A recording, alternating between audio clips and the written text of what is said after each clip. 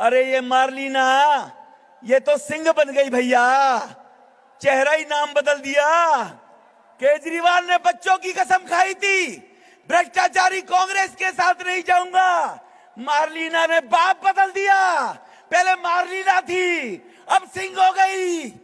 वो इतने बीमार रहते हैं कि बिना सहारे के चल नहीं पाते हैं।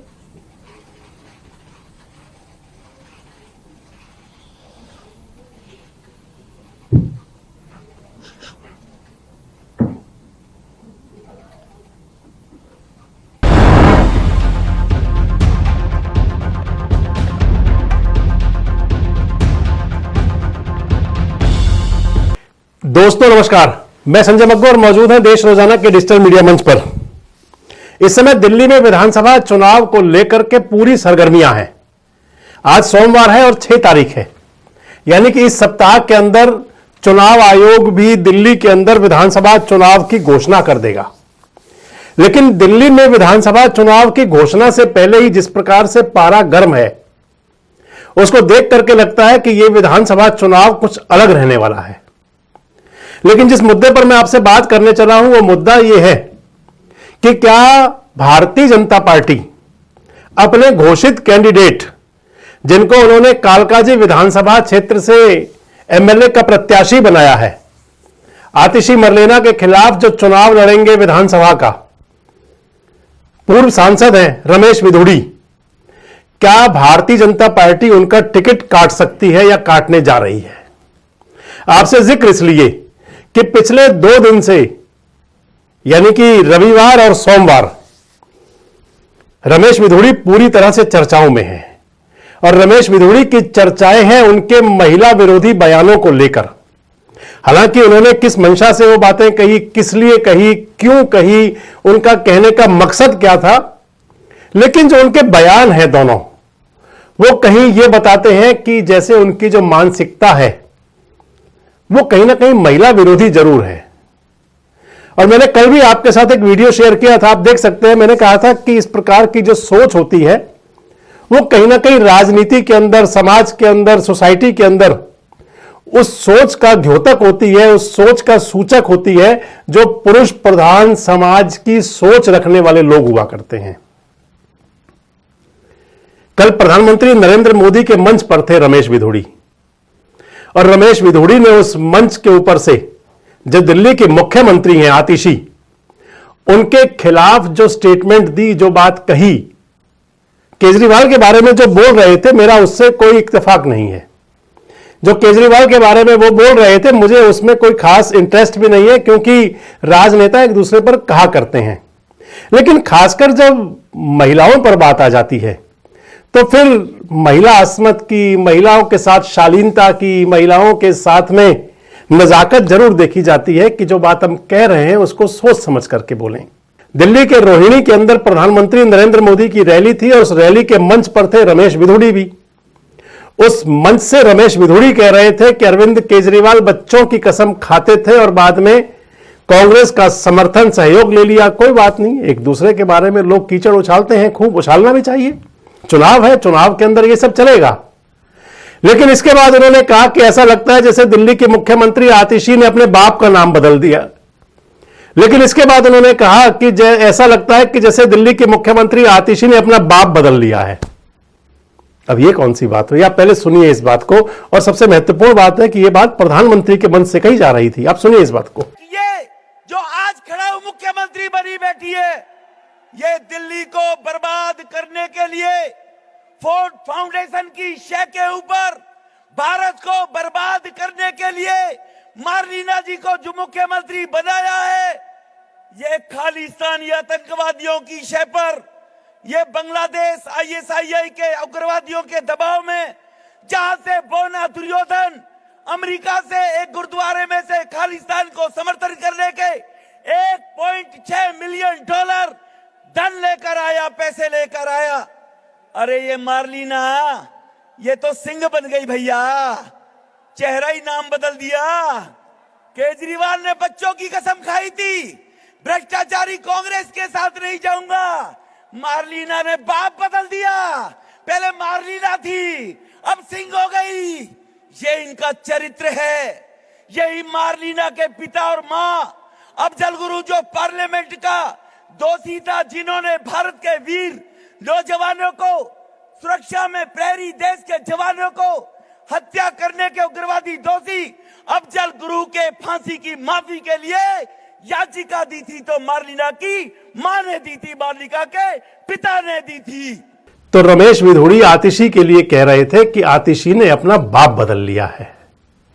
कह रहे पहले आतिशी मरलेना थी, फिर आतिशी सिंह कहती हैं, इसका मतलब बाप बदल लिया।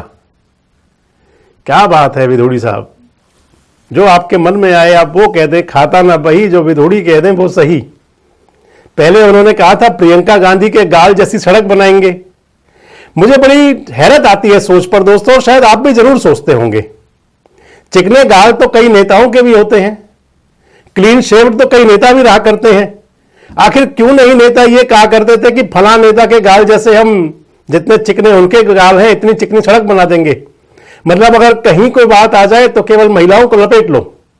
और इससे आगे बढ़े, सुबह तो यह बयान दिया था रमेश विधोड़ी ने प्रियंका गांधी वाड्रा के खिलाफ। सुबह यह कहा था कि प्रियंका गांधी के गाल जैसी सड़कें बनाएंगे दिल्ली की, क्योंकि लालू यादव हेमा मालिनी के गाल जैसी सड़क बना रहे थे।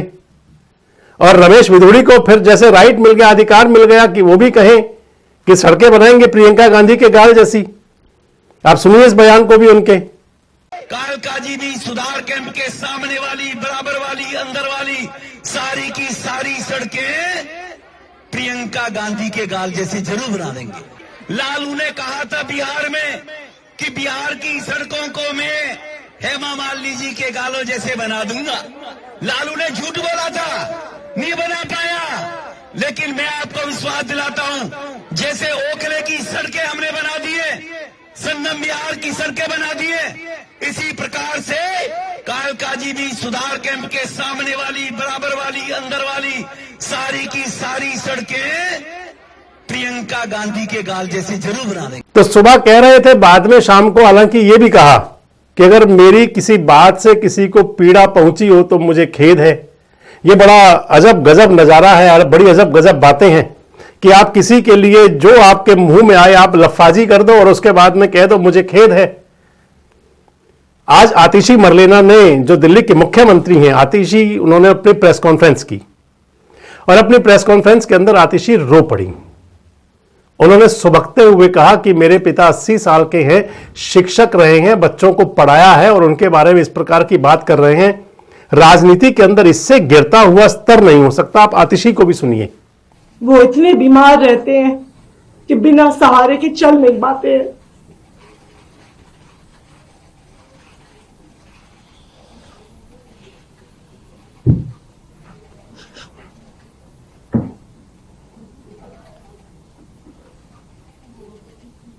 आप चुनाव के लिए इतनी घटिया हरकत करेंगे?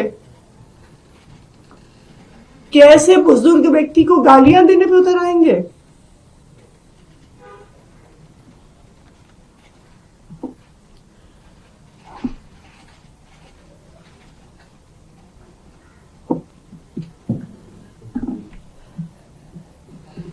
इस देश की राजनीति इतने घटिया स्तर पर गिर सकती है, मैं कभी सोच नहीं सकती थी। और वाकई दोस्तों, राजनीति के अंदर इससे गिरा हुआ स्तर कोई और हो नहीं सकता कि आप अगर चुनाव लड़ रहे हैं और आपके सामने कोई चुनाव लड़ने वाली प्रत्याशी है, आपको ध्यान होगा कि राज्यसभा के अंदर जगदीप धनखड़ जो राज्यसभा के सभापति हैं, उनके बयान पर जया बच्चन कितनी नाराज हुई थी जब उन्होंने कहा था कि आखिर मेरे पति से क्यों पहचान की जा रही है। जया अमिताभ बच्चन उन्होंने कहा था तो इस बात पर नाराज हुई थी और कहा था कि यह कौन सा तरीका है। और हम तो कई बार कहते रहे हैं कि महिलाओं को अपनी बात आगे रखने का, अपने हिसाब से रहने का, अपनी आजादी में रहने का उनको पूरे अधिकार हैं, राइट्स हैं। लेकिन पुरुष प्रधान समाज की जो सोच रखने वाले लोग हैं उनको शायद ये बातें रास नहीं आती, उनको अच्छा भी नहीं लगता और इसलिए गाए बगाहे वो अपने मन की भड़ास निकाला करते हैं। और क्योंकि लगातार महिला विरोधी बयान उनके चर्चाओं में है रमेश विधोड़ी के, मैंने इसलिए कहा था कि क्या भारतीय जनता पार्टी रमेश विधोड़ी का टिकट भी काट सकती है। यह बात आपसे इसलिए कही कि आपको ध्यान होगा संसद के अंदर रमेश विधोड़ी साहब ने अपने जो उनके साथी सांसद थे बहुजन समाज पार्टी के, उनके बारे में उनके धर्म पर टिप्पणी की थी। हालांकि उस समय उस टिप्पणी को हटा दिया गया था और बीप करना पड़ा था तमाम चैनल्स को चलाने के लिए। कितनी अशोभनीय या कितनी असंसदीय भाषा थी रमेश विधोड़ी की कि किसी ने भी उस बात को सीधे सीधे नहीं चलाया था जो बोल रहे थे संसद में। और उसके बाद में भारतीय जनता पार्टी ने जब लोकसभा का चुनाव आया तो फिर रमेश विधोड़ी का टिकट काट दिया और यह संदेश देने की शायद बीजेपी की कोशिश थी। अब यह बात जो आज चल रही है उससे आगे बढ़ चुकी है। उन्होंने उस समय जो दानिश अली के धर्म पर टिप्पणी की थी, उनके जाति समाज पर टिप्पणी की थी, उनके पहनावे पर टिप्पणी की थी, और अब उन्होंने सीधे सीधे महिलाओं को पूरी तरह से लपेटे में लेना शुरू कर दिया। एक तरफ कांग्रेस की नेत्री प्रियंका गांधी वाड्रा को लपेटे में लिया, तो फिर इधर दिल्ली के मुख्यमंत्री आतिशी को अपने कब्जे में घेरे में लेने की कोशिश की अपने बयानों से। इन दोनों बयानों की आहट, इन दोनों बयानों की गूंज दूर तक है। और राजनीति के अंदर छोटी छोटी बातें कई बार पकड़ी जाती हैं और फिर वो उनका जो रिजल्ट आया करता है, परिणाम आया करता है, वो इलेक्शन के बाद सामने आता है। हालांकि उन्होंने अपनी बातें तो कह दी सारी, जो कहना चाह रहे थे, जो उनके मन में आया उन्होंने कह दिया, वो बातें निकाल दी। और अभी तक उनकी किसी बात को लेकर भारतीय जनता पार्टी के किसी भी नेता ने ना कोई अफसोस किया, ना कोई खेद प्रकट किया, ना कोई ये कहा कि इस प्रकार की बातें असंसदीय हैं, अच्छी नहीं होती, नहीं कहनी चाहिए। लेकिन क्योंकि अब इन दोनों बयानों की गूंज दूर तक जा रही है, एक तरफ जहां कांग्रेस पार्टी रमेश विधोड़ी के खिलाफ विभिन्न स्थानों पर एफआईआर करवाने की प्लानिंग कर रही है, तो फिर आम आदमी पार्टी भी जरूर, और खासकर जो महिलाओं से जुड़े हुए संगठन हैं, वो जरूर इन दोनों बयानों को लेकर के अपना तैयारियां कर रहे होंगे। और क्योंकि बात आधी आबादी की है और राजनीति के अंदर तो सारा मकसद जो हुआ करता है वो वोटों से हुआ करता है, कहीं आधी आबादी में इसका नाराजगी ज्यादा ना फैल जाए, इसलिए मैं आपसे कह रहा हूं कि रमेश विधोड़ी का भारतीय जनता पार्टी टिकट काट सकती है विधानसभा का। जो उनको टिकट दिया गया है, कालका जी से एमएलए का प्रत्याशी बनाया गया है, उससे उनको हाथ भी धोना पड़ सकता है। अब हालांकि रमेश विधोड़ी साहब प्रियंका गांधी वाड्रा के बयान पर तो कह चुके हैं कि मुझे खेद है, प्रियंका गांधी के गाल जैसी सड़क वाली बात पर खेद जता रहे हैं, लेकिन आतिशी के बाप बदलने की बात पर अभी उन्होंने कुछ कहा नहीं। आगे चुनाव है, आगे जाने कौन कौन से बयान नेताओं के सामने आएंगे, किस किस प्रकार से अपने बयानों से जो बयानवीर नेता हैं किस प्रकार की बातें सामने लाएंगे जिससे समाज के अंदर अलग प्रकार का विषाक्त संदेश जाएंगे। और मैं इसलिए कह रहा था कि क्या हो सकता है ऐसा कि बीजेपी प्रत्याशी चेंज करे। आप मेरी बातों से कितना सहमत हैं? क्या राजनेताओं को खासकर महिलाओं के प्रति बात करते हुए अपनी जुबान पर लगाम नहीं रखनी चाहिए? क्या अपनी जुबान पर कंट्रोल नहीं करना चाहिए? और सबसे दूसरी जो बात मैं आपसे कह रहा था कि क्या महिला विरोधी कहीं संदेश ना चला जाए, इसको देखते हुए क्या भाजपा विधोड़ी साहब का टिकट बदल सकती है, टिकट काट सकती है? कमेंट बॉक्स में जरूर बताएं। जुड़े रहें मेरे साथ, देखते रहें देश रोजाना।